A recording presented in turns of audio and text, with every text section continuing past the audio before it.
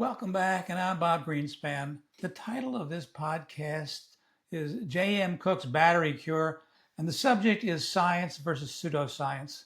Before beginning anything, I found that it's always a good idea to define my terms. These definitions apply to all areas of investigation, but here I am more specifically referring to medicine. A scientifically proven fact starts with a hypothesis that is tested through the collection of unbiased observed data which either prove or disprove that theory. I'll be a little more specific later about how that proof is obtained. Pseudoscience, on the other hand, also refers to a hypothesis, but the difference is that hypothesis is based on an unproven assumption. The example I like to use is the difference between astronomy and astrology. I'll be giving you examples of medical quackery later on, so here's that definition. Quackery is the promotion of an unproven medical remedy or one that is known to be false but only for the purpose of profit. This is an appropriate topic for today since with the current skepticism regarding scientifically based medical information, many folks resort to social media advice where sources may be totally unreliable. Unfortunately, people desperate for a cure can believe some very strange things, especially since we're all vulnerable to a strong placebo effect, as Mark Twain clearly stated here. No one doubts, certainly not I, that the mind exercises a powerful influence over the body. From the beginning of time, the sorcerer, the interpreter of dreams, the fortune teller, the charlatan, the quack, the wild medicine man, the educated physician, the mesmerist, and the hypnotist have made use of the client's imagination to help them in their work. Physicians know that where the disease is only a fancy, the patient's confidence in the doctor will make the bread pill effective. The placebo effect, or a patient's faith in either the procedure, the medication, or in the doctor, clouds any independent understanding of whether any of those factors are in fact curative. John Paris was a 19th century British physician who commented on an interaction that the famous British chemist Sir Humphry Davy had with his subject when testing one of his inventions. Previous to the administration of the gas, Davy inserted a small thermometer under the tongue of the patient, as he was accustomed to do upon such occasions, to ascertain the degree of animal temperature with a view to future comparison. The paralytic man, wholly ignorant of the nature of the process to which he was to submit, but deeply impressed with the certainty of its success, no sooner felt the thermometer under his tongue than he concluded the talisman was in full operation, and in a burst of enthusiasm declared that he already experienced the effect of its benign influence throughout his whole body. The opportunity was too tempting to be lost. Davy desired his patient to renew his visit on the following day, when the same ceremony was performed and repeated every succeeding day for a fortnight, the patient gradually improving during that period, when he was dismissed as cured, no other application having been used. In addition to responding to the placebo effect, another reason for confusion regarding the efficacy of various therapeutic regimens has been the fact that many patients improve spontaneously, no matter what therapy they choose. Next is the fact that false curative powers may be attributed to the medication or event that had just preceded an improvement in a cause and effect relationship that may have only been coincidental. For example, John Doe comes to my office with a runny nose and a sore throat. I tell him to raise a red flag above his head and jump in circles 3 times. He does that, and all symptoms go away within 24 hours. Of course, John had a cold and he would have gotten better anyway, but now he does that every time and it always works. There are many cherished family remedies that began and have continued in the same way. Before I get into the scientific method, which gives us a path out of this mess, let me add one other confusing factor we always run across, and that's anecdotal evidence. Of course, what could be wrong with smoking? This lady looks fine and lived to be 100. Every day we are bombarded with images of folks having taken medications we never heard of while they playfully and happily romp across our TV screens. At the same time, a soft voice is telling us of the horrible potential consequences of that medication, which may include death. I'm not sure why we should make our decisions based on that sort of information, but we do. Every day we are faced with things to fix. That noise in the back of the car, that leaky roof, and the Wi Fi disconnect. The first step in any effort to problem solve is to determine the cause, and in fact, the same applies to medical care, which begins with a correct diagnosis. That approach was first reported by 11th century Persian physician philosopher Avicenna in his Canon of Medicine. He began the transition of medicine into science when he reported the first clinical trial by studying the effects that different medications had on treating various diseases. The knowledge of anything, since all things have causes, is not acquired or complete unless it is known by its causes. 7 centuries later, in 1747, the next major step was taken by Scottish physician James Lind when he investigated the cause of scurvy, a skin and bleeding disorder that was common in the British Navy after long voyages. Though Lind didn't recognize that the problem was a lack of vitamin C, he was able to find a solution when he performed the first randomized clinical trial. He divided 12 sailors suffering from scurvy into pairs and treated each differently. His 6 treatments were cider, vinegar, sulfuric acid, seawater, a paste of garlic, mustard, and horseradish, and lastly, those who ate oranges and lemons showed the most improvement because of the vitamin C. In fact, that's why British sailors are today sometimes referred to as limeys. I shall have only to observe that the result of all my experiments was that oranges and lemons were the most effectual remedies of this distemperate sea. Lind's controlled study was very rudimentary, and it took another 2 centuries before the landmark randomized double-blind controlled trial by the British Medical Research Council took place in 1948 to study the effect of streptomycin on pulmonary tuberculosis. In order to avoid bias, neither the patients nor the researchers knew who was receiving what medication. Despite advances in medicine using unbiased scientific methods, little has changed in the way most folks reach a decision regarding their medical care. Part of the problem is the avalanche of wild and unsubstantiated medical information that is out in social media, along with the difficulty in measuring the effects of untested medications. For example, the reduction in pain can't be quantified, but is only measured in numbers of smiley faces. 18th century British surgeon Percival Pott was a founder of orthopedics and gave an accurate account of how most people feel about medical care. The desire of health and ease, like that of money, seems to put all understandings and all men upon a level. The avaricious are duped by every bauble, the lame and the unhealthy by every quack. Each party resigns his understanding, swallows greedily, and for a time believes implicitly the most groundless, ill-founded and delusory promises. We have always depended on unbiased scientific methods for investigation to make the progress we have seen in the past, but unfortunately, those discoveries have had to deal with an unwelcome companion.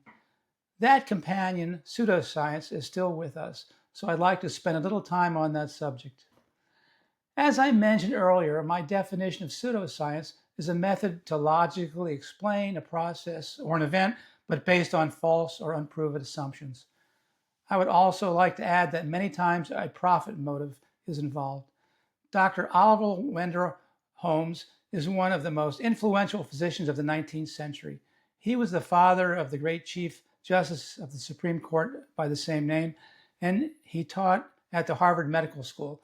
In his 1892 work, The Professor at the Breakfast Table, Dr. Holmes gave us the following definition. A pseudoscience consists of a nomenclature with a self-adjusting arrangement by which all positive evidence, or such as favors its doctrines, is admitted, and all negative evidence, or such as tells against it, is excluded. It is invariably connected with some lucrative practical application. I like to start with the story of 18th century physician and biologist Luigi Galvani. He was born in Bologna, Italy, and made it his life's work to study what he called animal electricity, then a controversial theory that electricity could be generated in animals by the interaction of chemicals. Galvani's argument was based on his famous experiment when he induced movement after stimulating frogs' legs with electricity. The story continues with Galvani's nephew, physician Giovanni Aldini, who succeeded him as professor of physics at the University of Bologna, where he followed up on his uncle's work. Aldini's claim to fame took place in 1803 when he was able to demonstrate his technique of electrical stimulation on the corpse of executed criminal George Forster. Following is an illustration of that event from Aldini's 1803 work, The Late Improvements in Galvanism, accompanied by a description printed that year in the Newgate Calendar. On the first application of the process to the face, the jaw of the deceased criminal began to quiver, the adjoining muscles were horribly contorted and one eye was actually opened. In the subsequent part of the process, the right hand was raised and clenched and the legs and thighs were set in motion. Mary Shelley was only a youngster at the time of Aldini's experiment, but that may have been the source of her novel Frankenstein or the modern Prometheus. She wrote that landmark book in 1818 at the age of only 18 as a result of a challenge to write a ghost story while vacationing with poet George Lord Byron and soon-to-be husband writer Percy Bysshe Shelley. Dr. Elisha Perkins was a prominent 18th century Connecticut physician who trained at Yale. Like Aldini, he had observed a contraction of muscles that had been touched by a metal instrument, so on February the 19th, 1796, he patented the first medical quackery device in the United States. He made two metal probes that supposedly drew out disease and pain when drawn across the skin on any part of the body. His Perkins tractors were two rods, with one supposedly made of copper, zinc, and gold, and the other of iron, silver, and platinum. Enthusiastic over the early success of his invention, Perkins took his discovery to Philadelphia, where he was received with great fanfare.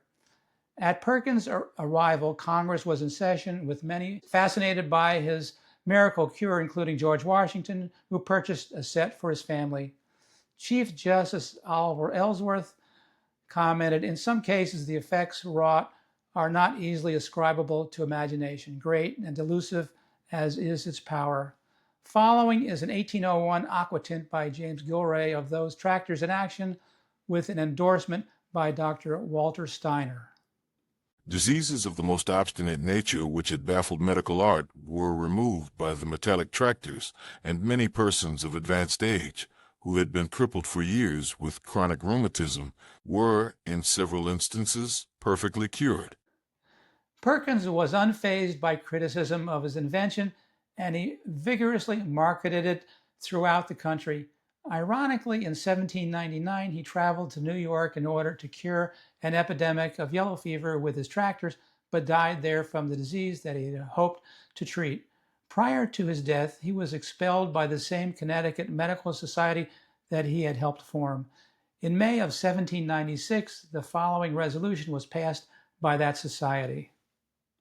Voted, it having been represented to the society that one of their members had gleaned up from the miserable remains of animal magnetism a practice of stroking with metallic instruments the pain parts of human bodies, giving out that such stroking will radically cure the most obstinate pain to which our frame is incident, causing false reports to be propagated of the effects of such strokings, especially where they have been performed on some public occasions and on men of distinction. Also that an excursion has been made abroad and a patent obtained from under the authority of the United States to aid such delusive quackery, that under such auspices as membership of this society announce to the public that they consider all such practices as barefaced imposition, disgraceful to the faculty, and delusive to the ignorant, and they further direct their secretary to cite any member of this society practicing as above before them at their next meeting, to answer for his conduct and render reasons why he should not be expelled from the society for such disgraceful practices.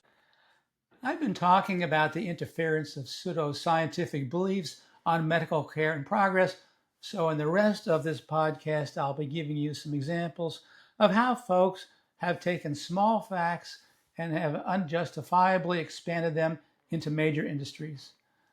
That has always been and will always be the case. I'm not here to debunk any sort of care, but I would ask you to always get your medical information from reputable sources And before you take that advice, ask those sources for unbiased, random, double-blind studies to verify that their recommended projects and products are both safe and effective. Those sources should be willing and happy to give you that information. Before technology provided healers with the sophisticated bells and whistles that we have today, they were content to use what they had available, such as the elements, light, water, and massage. Let me introduce you to the person you are now seeing, John Harvey Kellogg.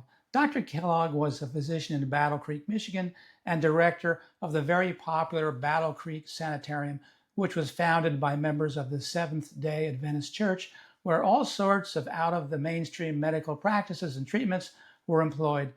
To mention a few: vibration, electricity, hydrotherapy, colon cleansing, sexual and dietary restrictions, heat and light therapy, along with many others. In a disagreement with his brother, Keith broke off to form the Kellogg Cereal Company. Many of us bake under heat lamps to get a tan, to feel the warmth, and to get the benefits of increased vitamin D, but face the added risk of skin cancer. In 1910, Dr. Kellogg wrote his assessment of light therapy in his book, Light Therapeutics. The classic experiments of Fenson, some of which the writer had the opportunity to witness, having twice visited the Light Institute at Copenhagen to see the work of this ingenious investigator and become acquainted with his methods, clearly demonstrated that the actinic rays are a powerful excitant of vital activity and hence promote to the highest degree all the processes of animal life and energy. To be able to harness this force, to control it, and to focus it upon any desired organ or function of the body is one of the newest and greatest triumphs of modern therapeutics. Colonel Dinsa Gadali was a metaphysician and president of the Spectrochrome Institute.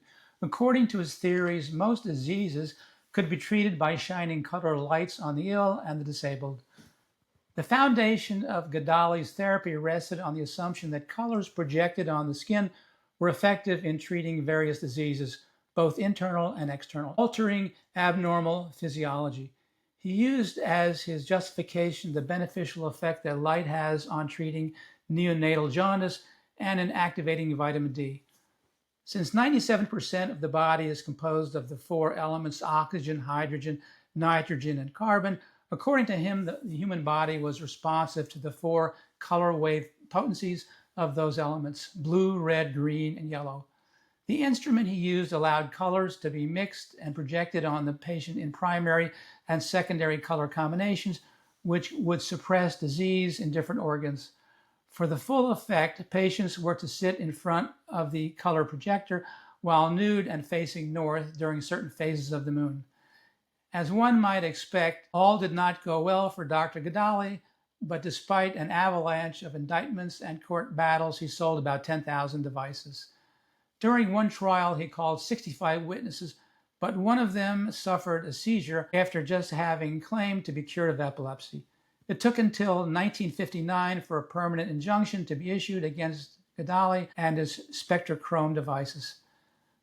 To follow is Dr. Gadali with a quote from his Spectrochrome therapeutic system, and after that, a testimonial from fellow in the American Academy of Surgeons, fellow of the AMA, and former senior surgeon of the Women's Hospital of Philadelphia, Dr. Kate Baldwin. From this we learn that green light is a pituitary stimulant, a germicide and a muscle tissue builder. Yellow light is a digestant, and antihelmintic and a nerve builder. Red is a liver energizer, a caustic and a hemoglobin builder. Violet is a cardiac depressant. Blue is a vitality builder. Indigo is a hemostatic. Turquoise a tonic. Lemon a bone builder. Orange an emetic. Scarlet a genital excitant. Magenta a suprarenal stimulant, and purple an antimalarial. To all those who are really interested in the best for securing and maintaining sound body in which to function, I talk from personal experience of the system, having used it for over 12 years in my practice as a physician and also as a surgeon. Spectrochrome is by far the best that has ever been given to the science of reconstructing and maintaining the physical body in normal condition. The best should be the aim of all, and we must not be satisfied until it is found. As there is nothing better than the best, why multiply words? Investigate for yourself with an open mind. I would close my office today if I were deprived of spectrochrome. Water therapy is one of the most ancient forms of treatment and was popular in ancient Egypt cultures, probably because water was so readily available and was capable of producing easily recognizable physiological effects. The word spa is an abbreviation of the Latin salus per aquam, or health through water. The influence of the Roman Empire spread to England, where natural hot springs in the city of Bath provided a perfect location for the creation of a series of spas to honor the goddess Sulis Minerva. The mineral waters there contained magnesium, sulfur, and calcium, and were considered curative, so that the popularity of natural springs continued to grow for hundreds of years. Signer of the Declaration of Independence and prominent 18th century American physician Benjamin Rush recommended that cold water be used for the treatment of such diverse conditions as epilepsy, tetanus, whooping cough, cardiac dysrhythmias, and psychosis. The following two pictures are from John Kellogg's book, Rational Hydrotherapy, the first of a splenic douche and the second of his fusion form of therapy. The pictures are accompanied by thoughts on the benefits of hydrotherapy, the first a 1747 quote by John Wesley, the founder of the Methodist Church, and the second by Dr. Kellogg. For ague or intermittent fever, go into the cold bath just before the cold fit, or drink a quart of cold water just before the cold fit and then go to bed and sweat. For asthma, take a pint of cold water every morning, washing the head therein immediately after. Vomit with a quart or more of warm water. The more you drink of it, the better. To prevent swelling from a bruise, immediately apply a cloth 5 or 6 times double dipped in cold water, and new dip when it grows warm. For hysteric colic, using the cold bath 20 times a month has entirely cured hysteric colic fits and convulsive motions. For chronic headache, keep your feet in warm water a quarter of an hour before you go to bed for 2 or 3 weeks. For mania, apply to the head cloths dipped in cold water, or pour cold water on the head out of a tea kettle, or let the patient eat nothing but apples for a month. There is no more powerful means of exciting increased activity of the heart than hydriatic applications. Short, very hot fomentations over the heart, the application of large, very hot or very cold compresses over the entire chest and trunk, or to other large areas, hot and cold applications to the spine, hot water drinking, and the hot enema are all efficient means of stimulating a flagging heart to increased action. Cold water is a physiologic tonic and has the advantage over medicinal tonics of all sorts in that it awakens nervous activity without the imposition of any extra burden upon any vital organ and without hampering the activity of any function. The cold bath employed in such a manner as to produce tonic effects accomplishes its results by increasing vital resistance to the causes of pathological processes, by making the wheels of life run more smoothly, by lifting the whole vital economy to a higher level. No one would deny but that there are health benefits from vibration and massage, though there may be some debate whether or not most of those benefits are physical or psychological. Massage therapy is an ancient practice theoretically to improve circulation and thereby the delivery of oxygen to diseased tissues.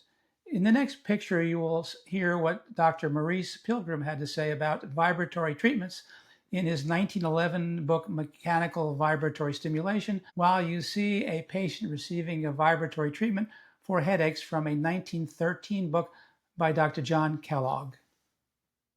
The general theory upon which this treatment is based is that all the functions and organs of the body are controlled by certain nerves or nerve centers located principally in the spinal cord, and that in the course of disease, if these centers are reached and treated, restoration to normal action may be expected in most cases to take place.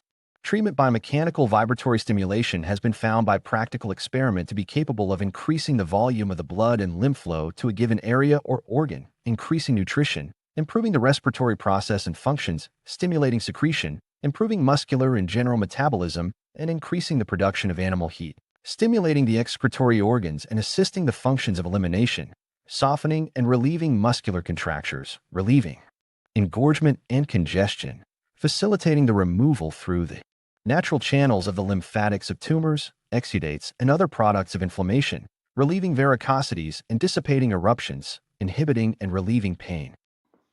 Small hand-operated home vibratory devices were fashionable in the early 20th century, and they were touted to cure almost any disease. One of the more popular was the Mercura Pulsicon, invented by vibrotherapist Dr. Gerald Mercura, who established his therapeutic institute in Manchester, England in 1908. Renal failure was one of the diseases purportedly cured by the Pulsicon, and following is what Dr. Mercura had to say about using his device for treating renal failure, with an attached picture of it in use. I stated earlier that belief in pseudoscience has hindered medical progress and legitimate discoveries, but as a nephrologist, I must say that in the past, and even now, sadly, I have seen lives lost in all areas of medicine by folks who follow these false trails that look so promising, but lead nowhere when they bypass potentially life-saving therapy from reputable sources. This disease may be either functional or organic. Functional derangements of the kidneys respond very readily to mechanical stimulation. Organic disease or Bright's disease is, however, more difficult to deal with and was formerly considered incurable. Bright's disease of the kidneys is principally characterized by swelling, watery deposits in the lower extremities and puffiness underneath the eyes. Such patients must be treated gently along the spine and over the groin and kidneys. Deeper treatment may be applied to the backs of the legs and also the abdomen. Vibration is really a splendid treatment for the kidneys. It arouses them into action and enables them to draw off the watery deposits from the system. It is the most efficacious treatment known for the kidneys. Pseudoscientists take a small truth and expand it to wherever that fact might lead to a financial gain. Here's a classic example. Exercising increases strength, so the logical treatment for weak eyes would be to exercise those muscles. Physicians jumped to that conclusion and came up with a variety of eyeball massagers, since their production and sale was perfectly legal and without a requirement for the guarantee of safety or efficacy. You've seen the device on the right used as an early method for weight loss. On the left is a vibratory chair that was from the Battle Creek Sanitarium and was called a Health Builder oscillomanipulator, designed to vibrate out all sorts of diseases affecting internal organs. From the time of the ancients, electricity was always an astonishing and almost miraculous phenomenon. Any number of superstitions and myths attended the natural occurrences of lightning, and early Vikings believed that this marvel originated from a magic hammer thrown to earth by Thor, the god of thunder. In the latter part of the 18th century, Benjamin Franklin established the relationship between lightning and electricity with his famous kite experiment. And as I mentioned before, about at the same time, Luigi Galvani had discovered the electrical basis for muscular activity in his experiments with frogs' legs. Electricity could be produced in a number of ways, and as always seems to be the case, entrepreneurs were eager to capitalize on a growing and unregulated industry. Faradic, galvanic, wet and dry cell batteries, and static electricity produced direct current for home devices before indirect current was available to power larger machines in doctors' offices. One of the more popular devices was the Boyd's battery, made primarily of brass and copper discs, which, when hung around the neck and exposed to salty perspiration, purportedly gave off a small electrical current. In his 1879 handbook, John C. Boyd was not restrained in guaranteeing the efficacy of his miniature battery, claiming that it cured almost any condition. By electrifying the blood, it stimulates the entire system so that it enables nature to throw off early all diseases and causes the blood to become youthful and vigorous in its action against rheumatism, gout, swollen joints, neuralgia, dyspepsia, lumbago, aches and pains, pain in the bones, sciatica, scrofula, ulcers and sores, tumors, boils, carbuncles, chills, vertigo, nervous and general debility, loss of manhood, impotency, seminal weakness, female complaints, barrenness, liver complaints, fever, kidney disease, diabetes, jaundice, pleurisy, diphtheria, cerebrospinal meningitis, constipation, hysteria or fits, heartburn, weak stomach, flatulence, piles, deafness, disease of the heart, dropsy, gravel, spinal diseases, paralysis, weak back, and wasting. Trafalgar, Indiana, January 25th, 1880, to Mr. J. Shoewace Boy, Esquire. I have tried your batteries, and to my satisfaction and surprise, I am compelled to give them the greatest of praise.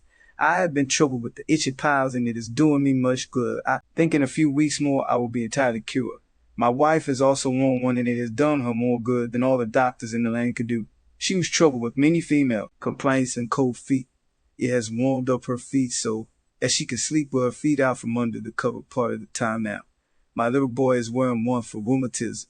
It has set him up so that he is able now to go to school. An old lady friend of ours is wearing one since we have for heart trouble, a fluttering around the heart, and it entirely cured her. So great praise to the battery. Now I will send for 6 more as there are others here wanting them. Yours truly, Jam Cook. Large electrostatic generators, sometimes referred to as friction machines, could produce a high voltage current when spinning glass plates or cylinders were in contact with pads of various materials. The resulting charge was then stored in Leyden jars, which acted as capacitors, and the current was used therapeutically in any number of ways the imagination could conceive. Despite the fact that these devices were without any proven merit, many were found in physicians' offices in the early 20th century. Electrostatic generators also provided a good source of electricity for early X-ray machines, though the early use of X-rays was not universally accepted. Following is an image of one of those large static machines being used medically, while you hear a quote from the Pall Mall Gazette commenting on the discovery of X-rays. It's ironic that while pseudoscience can divert medicine in the wrong direction, sometimes the great medical discoveries were and are overlooked. We are sick of the Roentgen rays. It is now said, we hope untruly, that Mr. Edison has discovered a substance, tungstate of calcium is its repulsive name, which is potential, whatever that means, to the said rays. The consequence of which appears to be that you can see other people's bones with the naked eye and also see through 8 inches of solid wood. On the revolting indecency of this there is no need to dwell. But what we seriously put before the attention of the government is that the moment tungstate of calcium comes into anything like general use, it will call for legislative restriction of the severest kind. Perhaps the best thing would be for all civilized nations to combine to burn all works on the Roentgen rays, to execute all the discoverers, and to corner all the tungstate in the world and whelm it in the middle of the ocean. Let the fish contemplate each other's bones if they like, but not us. Businessmen were anxious to find a market for their electrotherapeutic devices. A popular choice was the electric belt, which contained a copper disc in the front and 2 to 4 chrome-plated nickel discs in the rear. The copper-nickel interaction supposedly created a healing electromagnetic field to treat almost any disease by theoretically magnetizing iron in the blood, thus improving oxygenation to all tissues. The belt was available for each sex, the male belt containing an attachment for improved potency. This is the male model with an advertisement in the Perfect Organ Developer. It is impossible for a woman to love a man who is sexually weak. To enjoy life and be loved by women, you must be a man. A man who is sexually weak is unfit to marry. Weak men hate themselves. Upon the strength of the sexual organ depends sexual strength in both men and women, furnishing the ambition and energy for all the advancement in life. It is a well-established scientific fact that the musicians, financiers, and pugilists are men of exceptionally strong sexual power. Well-developed sexual organs manifest themselves in the clear ringing voice, the glossy hair, the sparkling eye, the personal magnetism, and force of character. There are just too many devices to show you, but let me demonstrate one from a century ago that's still on the market, and that is a violet ray device. It was promoted to increase oxygen in the blood, which was therapeutic for medical conditions, including neuromuscular diseases, including polio, also goiter, liver disease, female complaints, hemorrhoids, and almost anything else you can think of. The device is a Tesla coil holding a glass tube, usually containing the gas argon. It checks all the boxes of pseudoscience in that it is effective against one thing, and that is some surface bacteria. As you see, sparks fly that you can feel, and ozone you can smell. This is a home device sold by Sears Roebuck with a warning not to use it in the bathtub. Following is an image of a large home case set with a physician testimonial. Here's the warning not to use it in the bathtub.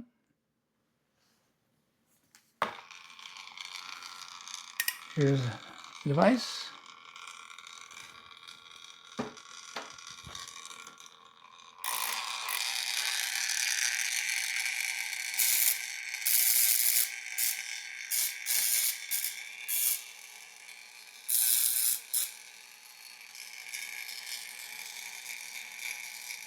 After using one of your Violetta high-frequency outfits for the past number of months, I am pleased to inform you that I am more than satisfied with it. I find it a great help in many cases, especially such as infantile paralysis, gastritis, goiter, nervousness, etc. I cannot recommend the high-frequency current too highly. Dr. E.R. Dunham, Sedro-Woolley, Washington. Early 20th century physician Albert Abrams has justifiably earned the title of King of the Quacks. He is responsible for the genesis of the theory that living matter produces electromagnetic radiation, which can be detected by instruments he manufactured and rented out, of course with the agreement from doctors that they would never open them up. With only a blood sample mailed in, or a simple physical examination, or with a patient's signature alone, he could diagnose any disease. His machines purportedly used radio waves to determine the vibration frequency of diseases, which could be neutralized with those same machines. He became a very rich man, but eventually was investigated. Head of Caltech and winner of the Nobel Prize in Physics, Professor R.A. Millikan, inspected one of Abrams' machines and concluded that it was something a 10-year-old would make to fool an 8-year-old. The AMA sent in a blood sample from a guinea pig for analysis and received a report of a left fallopian tube infection. The obvious question is whether or not these folks honestly thought they were helping the public, or were they shysters just out to make money. Following is an image of a radionics pathoclast with a quote from an instruction manual made for physicians which might answer that question.